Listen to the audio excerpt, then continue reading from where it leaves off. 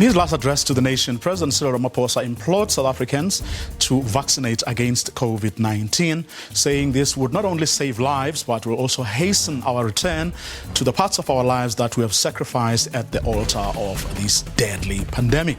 Last week, however, the ACDP took to the streets, marching against mandatory vaccination, saying the ANC-led government was now bringing back apartheid.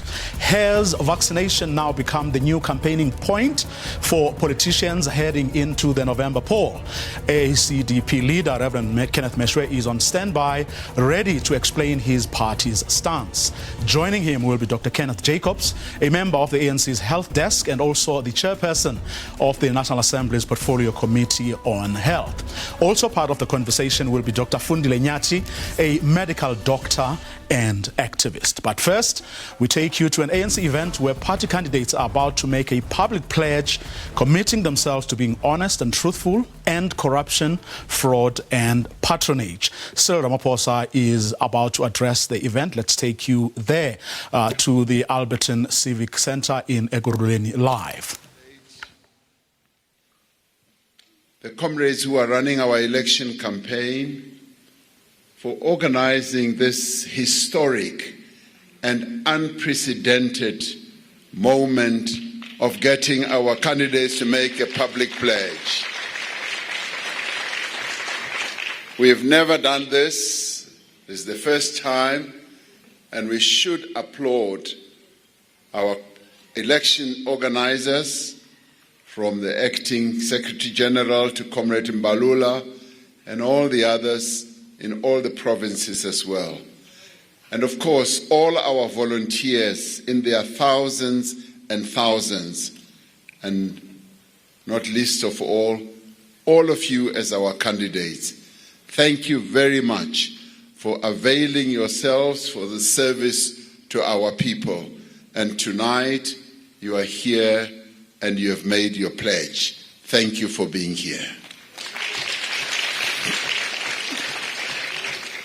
This evening, throughout the length and the breadth of our country, nearly 10,000 ANC local government candidates have made a solemn pledge, an underlying solemn pledge to the people of South Africa.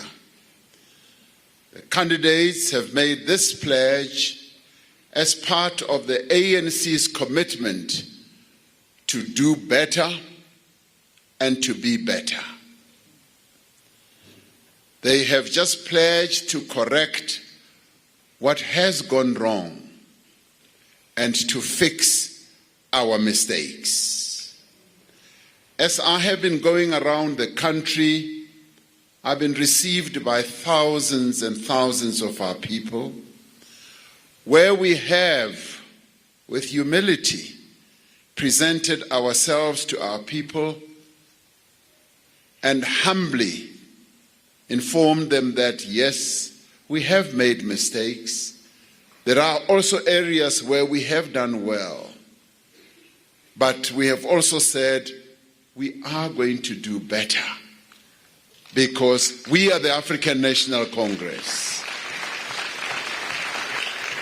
And that statement has been warmly and broadly accepted by our people. As part of the renewal and rebuilding process of our organization, the ANC, we, working together with our communities, have chosen candidates who have and enjoy the support and confidence of the communities that they are expected to serve. We have sought to involve ordinary community members in our candidate selection process so that our candidates understand that their first responsibility is to the people that they represent and not themselves. The candidates that are gathered here and across the country in all our 9 provinces reflect the diversity of the people of our country. These are men and women from our villages, from our towns, from our cities, from our metros. These are men and women of all languages in our country, all cultures, and all races, who together represent the interests and aspirations of a united South African nation. These men and women, our candidates, bring together a powerful combination of youth, experience, knowledge, and capability. If there ever have been moments where I have taken great pride as I go around the country, a moment which has been so warmly embraced by our people, is when we present youthful candidates like Boitumelo to our people. And as we do that, that is when our people say, this is the transformation, the renewal, and the rebuilding that we have been yearning for as the African National Congress. Also, as I go around the country and tell our people that at the very least 46% of our candidates are women, much more than any other party. Together they represent hope and a promise that we will together succeed in building a better life for all our people. These candidates have, this evening, pledged to serve the people of our country in their various municipalities with honesty, with integrity, and dedication, and to do so with humility and selflessly as well. They have undertaken to be responsive, inclusive, and accountable. They have pledged to put the interests of you, the people of South Africa, first. Through the pledge that they have signed, they have consequentially committed themselves to be responsive.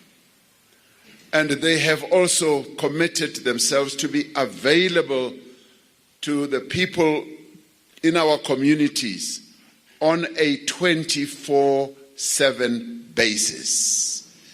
They have also, whether they know it or not, publicized their cell numbers so that our people must be able to reach them anytime.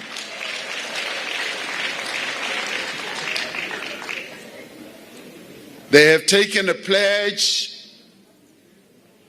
and this is important.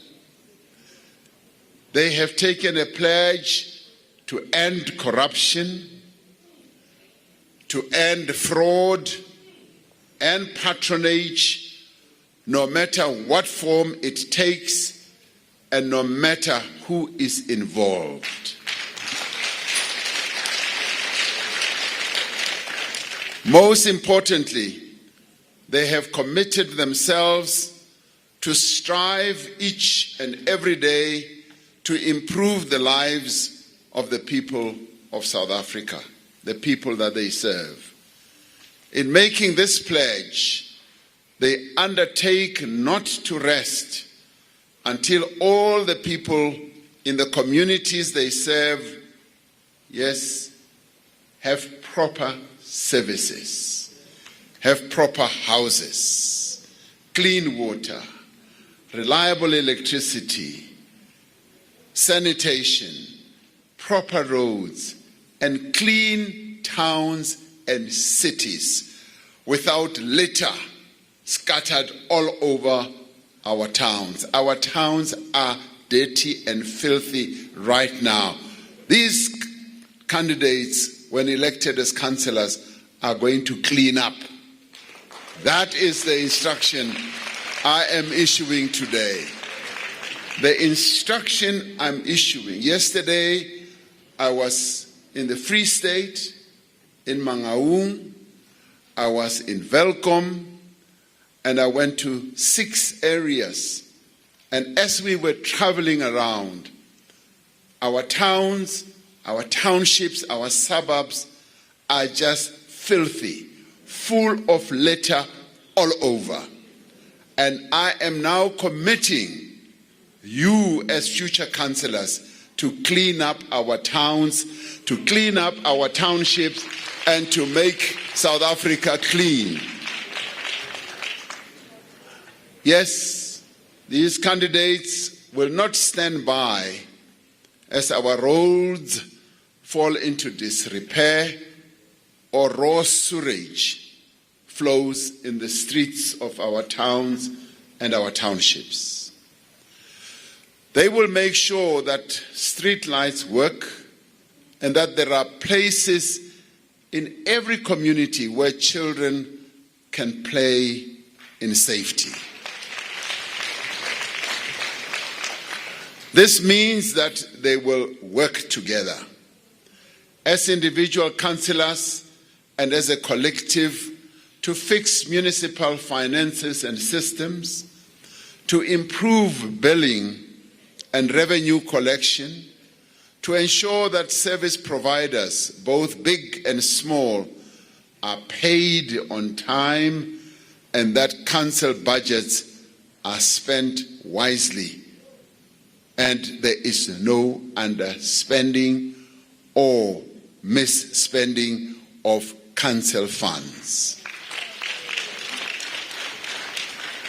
As the African National Congress, we undertake to do these things, not only because it is what our people expect and deserve, but also because functioning local government is vital to the recovery of our economy, vital to investment, and also vital to job creation. Every city, every town must be a place where business can thrive and where investors can be confident that they will achieve sustainable returns as they create jobs. We make this pledge because we know that we have not always lived up to the expectation of our people. We know that there are areas where we have disappointed our people, where services have not been delivered, where corruption and mismanagement have taken hold, where infrastructure has not been properly maintained. And this is the message that we have put forward in our manifesto, and this is the message that we are also putting forward in our campaign processes. And as we put this message forward, we do so with humility, and our people are accepting this humility that they see in us.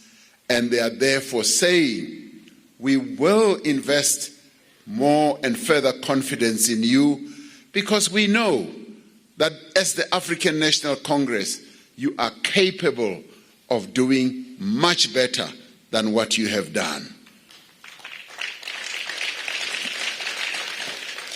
We know that there are councillors who have not listened to the concerns of our people. We know that there are councillors who have not sought to explain to our people the problems that they have encountered in not being able to provide better services. We know that some of our councillors have not offered solutions to our people. We know that some of our councillors have also grown distant from our communities and have in the process appeared arrogant and unconcerned. This comes to an end with this election.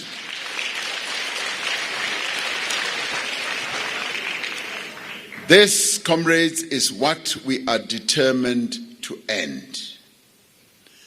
Even in the midst of the devastating COVID-19 pandemic, we have made clear and demonstrable progress in implementing the mandate we received in the 2019 national and provincial elections.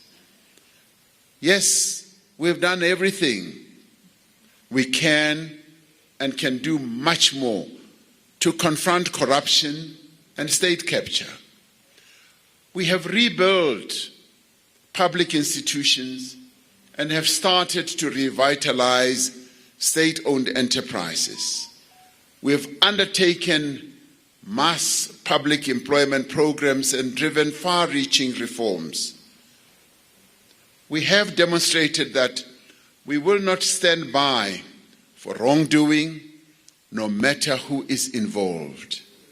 We will not protect any ANC leader, public representative, or member who faces charges of corruption or other serious offenses. The law must take its course and justice must be done in South Africa.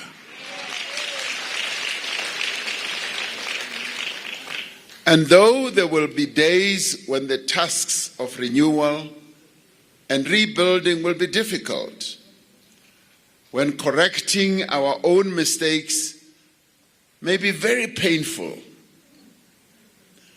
we are determined to restore our movement and rebuild our country, and to unite the African National Congress, and by so doing, unite the people of South Africa as well. We are now asking for a mandate to ensure that the renewal of the African National Congress that is based on the values of our movement takes place at local level. We are asking for a mandate to build partnerships with communities, with workers, with businesses, with non-governmental organizations, to improve the living conditions of our people and create better opportunities for all. I wish, as President of the African National Congress, to commend all ANC candidates who have taken this solemn pledge this evening. I commend you, comrades, as you are seated here and as you are seated in all the other venues in our other 8 provinces. I commend you for having put yourselves forward to serve the people of our country and to strive to do all you can to ensure that our people get a better life. You have committed yourselves before the nation to use your energies, your knowledge, your experience, your capabilities to respond to the needs of our people. And tonight, by making this pledge, you have taken on your shoulders the responsibility of driving progressive change in communities, of building partnerships, and of finding new, creative, and innovative solutions to the challenges that our people are facing. You have promised to take nothing from the people of our country. Through this pledge, that's what you have said. You have also promised to accept no inducement. You have also promised to commit no fraud. You have also promised, comrades, to disavow any form of nepotism or of patronage, but you have also promised to respect the women and the girls of our country as you serve our people.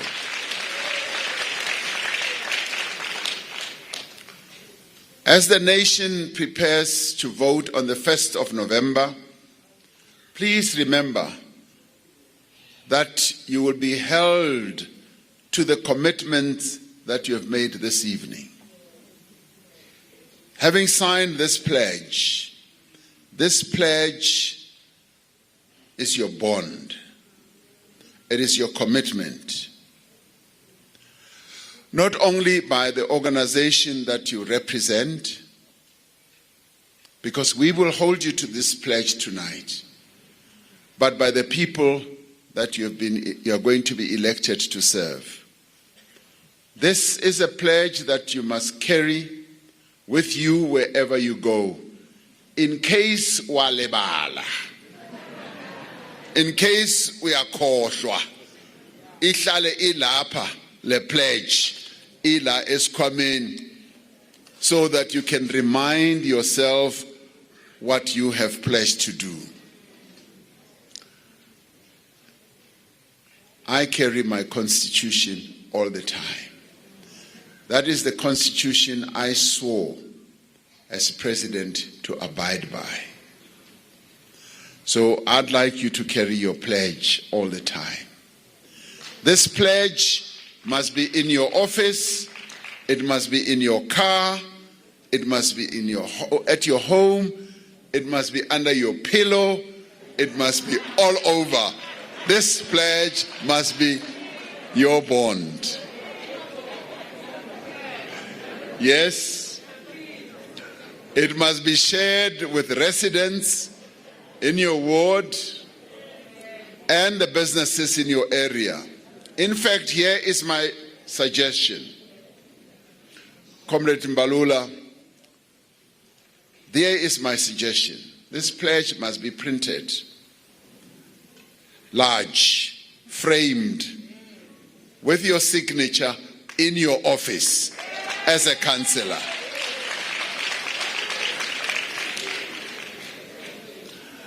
But most importantly, comrades, this pledge must be in your heart. It must be evident also in your actions. It must show itself in the way that you conduct yourself and in the way that you apply yourself to the implementation of your mandate. On the 1st of November, the voters of this country will put their faith and their hope for a better life in your hands. I have every confidence, comrades, that you will prove yourselves worthy of this greatest of honors.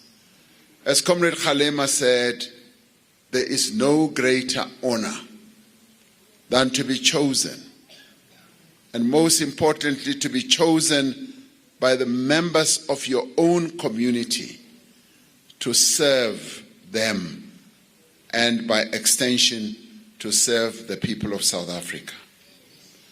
Comrades, I present you to the nation with your pledges, and I know that you will not let the people of South Africa down. Go ahead and serve our people. Thank you very much. ANC President Cyril Ramaphosa delivering a keynote address at the event they just held, where they got all their councillor candidates to sign a pledge committing to serving people with honesty and dedication, and to do so humbly and selflessly. They have taken a pledge to end corruption, fraud and patronage, no matter what form it takes and no matter who is involved. We're going to take a quick ad break. After the break, has vaccination now become the new campaigning point for politicians heading into the November poll? ACDP leader Reverend Kenneth Meshwe is on standby, ready to explain his party's stance, and joining him will be Dr. Kenneth Jacobs, a member of the ANC's Health Desk, and also the chairperson of the National Assembly's Portfolio Committee on Health. Also part of the conversation is going to be Dr. Fundile Nyati, a medical doctor, someone who's been very active campaigning for vaccination, but also for us to take the pandemic very, very seriously. That and more coming up in a short while. Don't go away.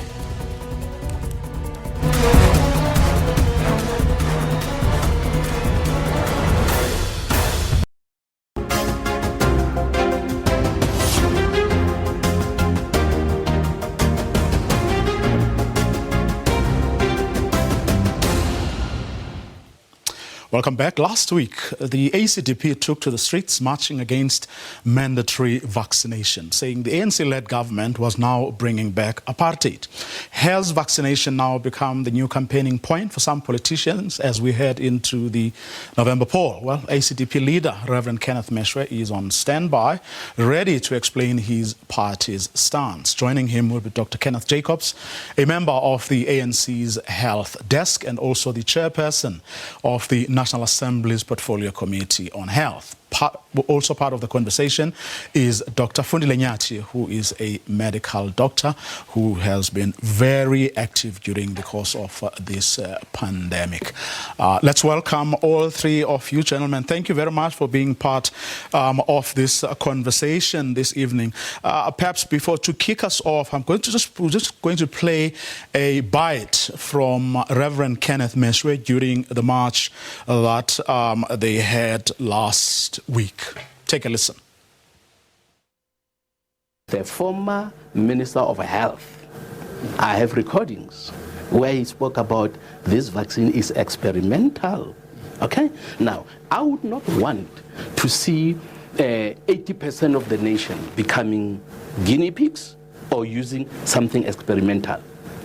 When it comes to experiment, I would want to take a few thousands and people who volunteer and not force on anybody. Okay, I really want to be clear, Reverend. Will you be encouraging people to take the vaccines that are available in the country, or you will simply say no to these vaccines? I just want you to be clear. Okay, I have not said no. I've said mandatory. What I say no to is mandatory. Okay, that's what I'm saying. No to force. Using force, you are reminding me of apartheid. Reverend Meshwe there speaking to our political editor, Mzwandile Mbeje. Reverend, perhaps take us back then to when you decided as a political party that you're going to hold the march that you had last week. What prompted that, and why in the middle of a local government election you decided that you're going to bring up this issue, whereas everyone's talking about water, sanitation, and you decide to really raise this issue, put it high up on your agenda. Reverend?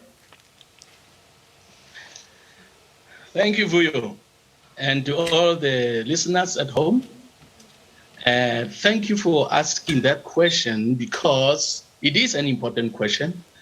We decided to have a march that would say to the public and to government, the ACDP says, we take what the president said in February this year seriously.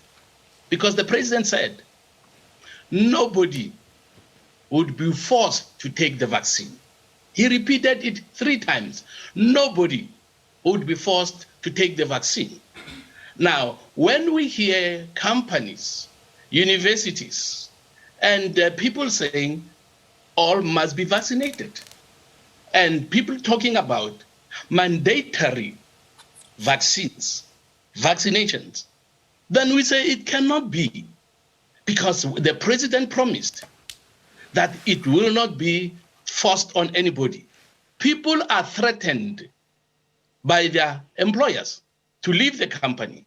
We heard some universities saying if a person is not vaccinated, they wish that they do not come back on campus.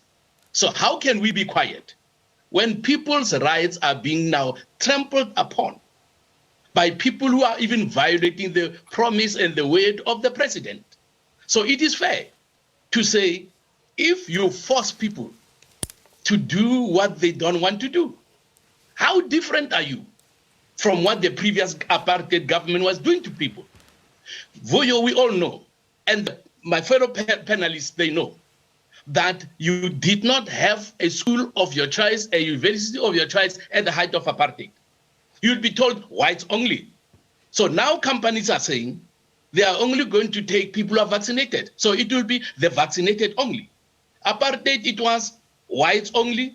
Now it's becoming the vaccinated only. And this is not all. That's why it was important for us to raise this issue, to say it's not fair, it's wrong, and I think it has to be challenged. Mm-hmm. Dr. Jacobs, you've heard what the Reverend has to say. Your comrades condemned him last week, saying he was electioneering and confusing South Africans and dragging onto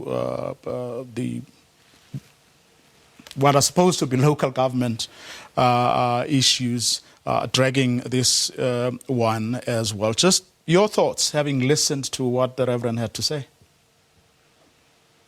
Thank you, Vuyo, and good evening to yourself and to the Reverend and the other panelists, and also to the viewers.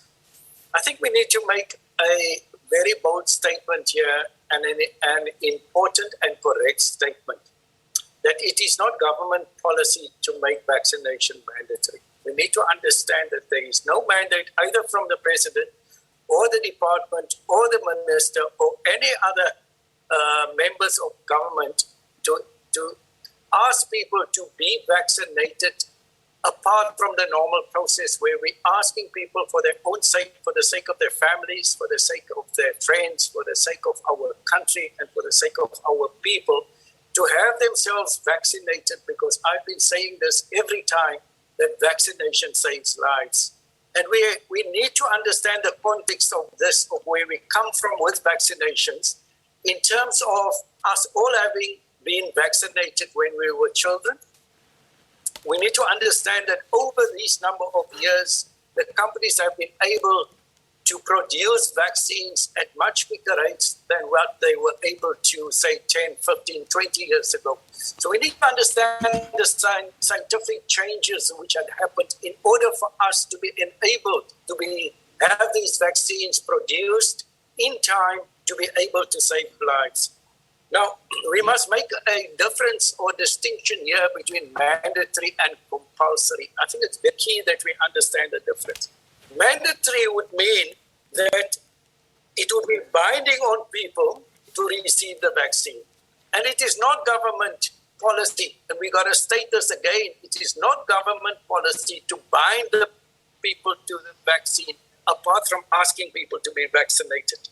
And then secondly, compulsory means that it has to be done without postponement.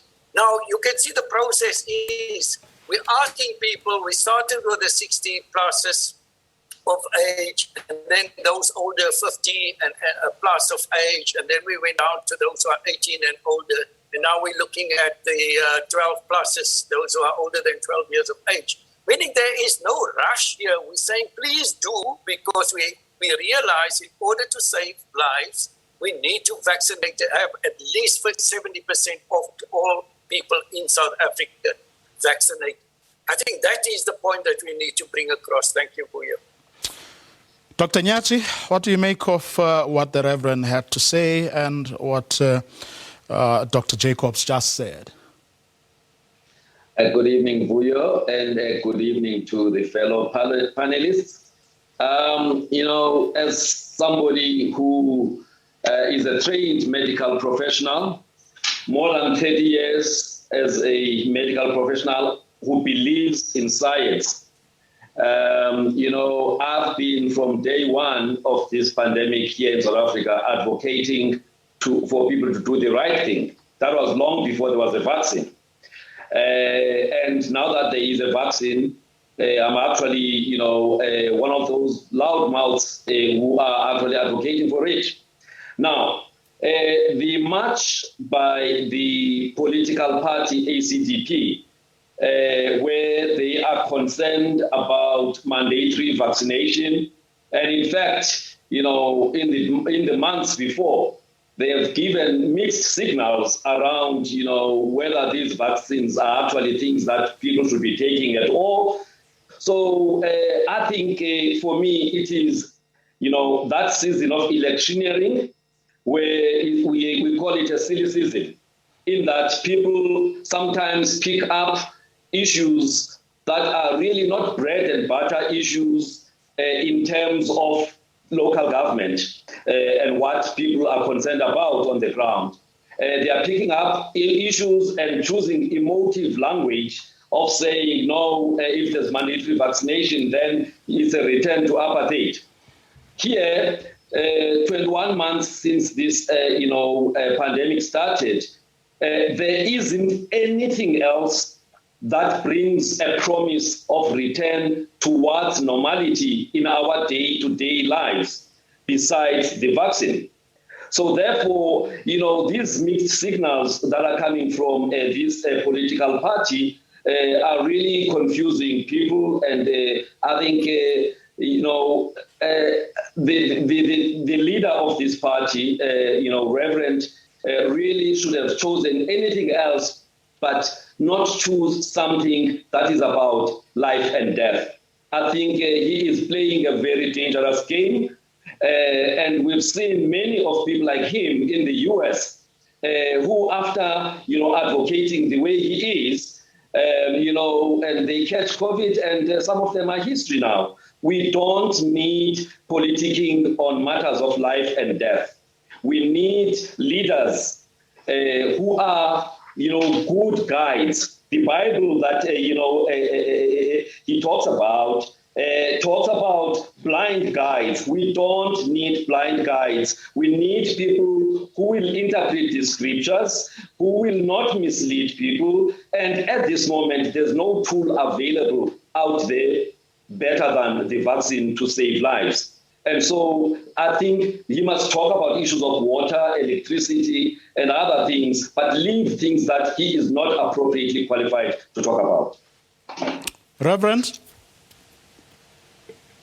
Well, let me first start with my colleague who shares my name. We share a name, and I thought we were going to be on the same page based on the names. Kenneth, a good name, good man. But having said that, on a lighter note, what I don't agree with him is when he says government is not forcing people to vaccinate. I think government is very strategic. They used the Minister of Labor to give guidance to companies that want to keep people out of their workplace if they choose based on vaccinations. The Minister of Labor has sent out a circular giving companies guidance. So those companies who are now saying, if our employees are not vaccinated, they will not be allowed on the property. They are using that guidelines from the Minister of Labor. So government is definitely involved, even though it might be indirectly at this time. Secondly, the person who first announced COVID passport was the Minister of Health. Now, if you talk about COVID passport, we know that ultimately only those, as it happened at the FNB Stadium, where Bafana Bafana was playing, if you did not have the certificate, you are not allowed on the grounds. Now, is it fair for South Africans to be excluded from engaging in what they want to engage in, sports, or some people are even saying, in overseas, there are some countries that are saying you will not even be able to go to a mall without a vaccination certificate. Now, we do not here in South Africa want to wait until boom, it happens. But once we see that it is happening in other countries, and we see that in South Africa it has started with sports, that only those who are vaccinated will be allowed. What would make us think, particularly when universities are already discussing this matter, that universities will not be excluded from accessing education on campus like everybody else without that vaccination certificate? So I think we are playing with words here tonight, and I do not want us to play with words. Let us be honest and truthful. The president must come clear. The president must say, if a university does not accept a student based on the fact that that student is not vaccinated, that is exclusion, that is discrimination. That's why I call it apartheid. We were excluded on some campuses based on the color of our skin. Now, those who are saying this is simple politicking, it is not. For me, it is a serious matter. There are many people out there who find this very, very serious, threatening, intimidating, and causing people to worry about the future. I do not want to go to a mall and to be told, where's your vaccination certificate? Only those who are vaccinated will be allowed. If the panelists can convince the country, because people are watching now, that nobody will be excluded from the mall, nobody will be excluded from a workplace, nobody will be excluded from any university or any school. If they are not vaccinated, they must say so. But I'm saying there is enough evidence, plans are being made to do that, and I say those plans must stop. It's wrong, it must stop. So, Vuyo, I think we need to be honest with people. I'm saying, if they can say, no university will ever do that, that's one thing. No mall will ever exclude anybody, that's one thing. No stadium will ever exclude anybody, that's another thing. But they cannot say that, because it has already happened, and they are planning to do it, to roll it out. That's what they're planning to do. Some companies, I want to roll this matter out, and I say, and the ACDP says, it is wrong, it has to be stopped. Dr. Jacobs, I mean, as legislators... Freedom of movement, freedom of belief, freedom to choose. These are the important freedoms that must be made available to people as the Constitution of South Africa, that is hailed by many in the world, is promising that we will have the freedom to choose. When I choose not to vaccinate, I must not be called names. When another person chooses to vaccinate, they must not be called names. We together, we can work together to make South Africa a better place without discriminating against anybody. That's my word, Vuyo. Dr. Jacobs, I mean, as a senior legislator, I mean, have you discussed these things as parliamentarians about how to perhaps deal with, you know, some of the concerns that Reverend Meshwe is raising? Have you? Yes, we have as a portfolio committee. I think we need to put this very clearly. We have 4 tiers, and we were separated according to race from not attending democracy. We do have a constitution, and we do have a Bill of Rights. The question is whose rights are superseded by anybody's rights here? Because if some say they do not want to vaccinate, then what about the rights of others who do not want to become infected by those who do not want to vaccinate? As a medical specialist and as a medical doctor, I cannot say that vaccination is not the answer. I've got to put it out there to our people that it is imperative for them to save their own lives and to make certain that they do not become as ill that they would need to be either admitted to hospital or land up in ICU or possibly be demised because of the COVID infection. Now, I think we need to be very careful when we say that there's a play with words. I think the words here is what is very wrong, especially in terms of a campaign, a local government campaign, where there are members of the public who say that they do not want to be controlled by whether they receive a vaccine or not. Now, in terms of the democratic dispensation which we have, all of our people have the right. And yes, the Minister of Labour must then speak to the people or the business people if they want information with regards to the views and the understanding of this. So the employer has rights as well as the employee. The business people have right to admit people to their premises to, for example, take off a mask and enjoy food, as they have the right also to say to people, but we do not feel safe. That is why we still do screening. We still screen people when they enter premises, and we still sanitize, and we still ask people to social distance and wear masks. So COVID is not away. COVID is very real. It's here. It's going to stay for a while. We need to take every kind of precaution that we can, and we must protect the rights of all our people, both the vaccinated and the unvaccinated. But the ones who are causing the others risk are the unvaccinated, causing the risk to the vaccinated and to their immediate families. And we need to be able to make that clear distinction here tonight. Thank you. You were nodding there, Dr. Nyati.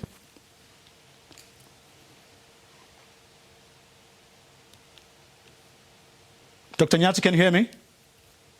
I can hear you. I Yes. can hear you. All right. Well, look, I think the issue about mandatory vaccination, maybe let me address it specifically. Now, the Reverend talks about the Constitution of South Africa. Yes, the Constitution of South Africa has got the Bill of Rights, rights to bodily integrity, religion, culture, and all of that. But what he does not say is that those rights, actually, in terms of the Section 26(1) of the Constitution, under the general application of law, limitation of the rights, if the reasons are reasonable and justifiable in an open and democratic society, then those rights can actually be, overridden. Already, on the state of a disaster, some of our rights have already been overridden because of the severity of the pandemic that is before us. So, the directive is talking about from Department of Labor is meant for private institutions or organizations where they need to do their own, risk assessment to look at the impact of COVID in their own environments. And it then allows that they may consider, after consultation with all stakeholders, they may consider, mandatory policy on vaccination. But it's a private decision of institutions. It is not a policy of government. Government has not said mandatory, policy for everybody. So I think, again, the Reverend is misleading people. This is about private institutions, whether it is private as in business or private as in universities, based on their own risk assessment. And it doesn't say they must do it. It says they may do it under those circumstances where they feel the risk to the stakeholders is much higher. So I think there is nothing wrong in organizations after doing their own risk assessment, because employers have got an obligation to provide a safe and healthy work environment for all of their employees and other stakeholders. So there's nothing wrong in that, because if somebody catches COVID as a result of another employee who refuses to vaccinate, they have got rights to those who've been vaccinated. So I think the rights must not only be for those who refuse vaccination, but we must also look at the rights of those who have been vaccinated. So I again say this is not a matter that should have been an electioneering issue for local government. But some people, obviously, who are opportunistic, they want to ride on certain waves and discontent. They want to use this for that. But I really think it is a wrong tactic,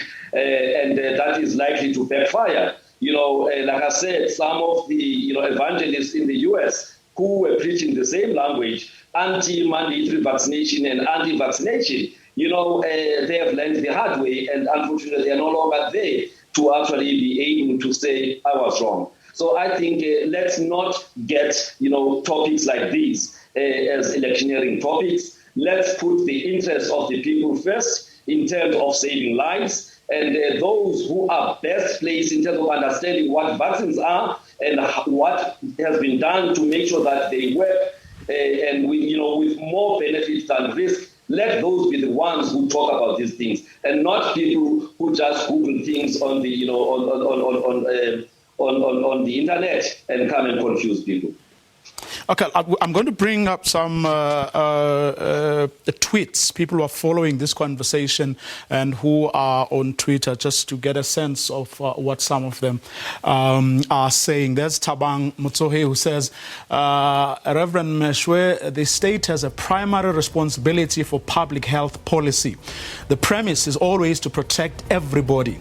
If you exclude yourself, the state must protect the majority from you. This means you cannot enter the cinemas until or in such places unless vaccinated. Reverend Meshwa, do you want to respond to that?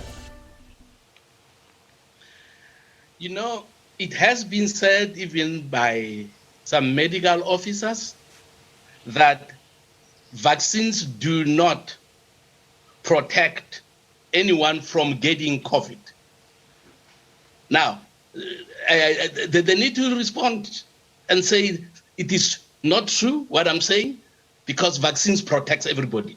Vaccines, it's a statement that has been made because we know of people who are vaccinated who got COVID. And again, it is not fair to say we are misleading people when government itself is refusing to allow people to use alternative methods. There are other alternatives, all right? Now, we know and we saw how many people died in India last year. And doctors there say they give 90%, 97% credit to the use of ivermectin. And we know that the World Health Organization called ivermectin a wonder drug. Although when it comes to COVID-19, for unknown reasons, they don't want it to be used.